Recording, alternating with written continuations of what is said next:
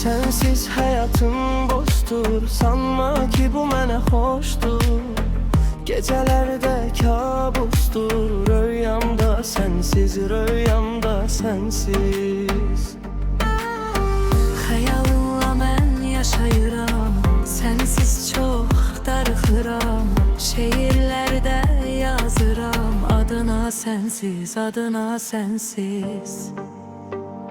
Fəsillər dəyişir, yoxdur səndən bir xəbər.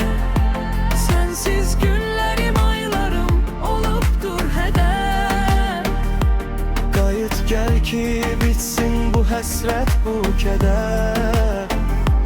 Gözləmək olarmı, söylə axı nə qədər.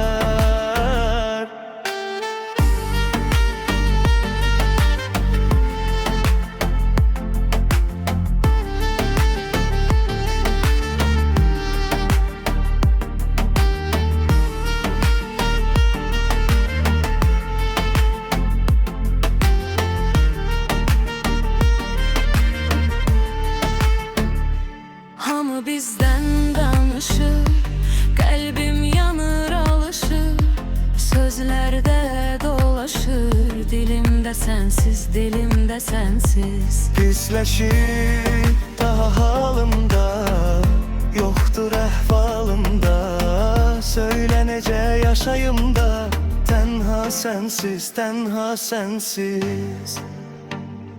Fəsillər dəyişir, yoxdur səndən bir xəbər. Sensiz günlərim, aylarım olubdur hədər.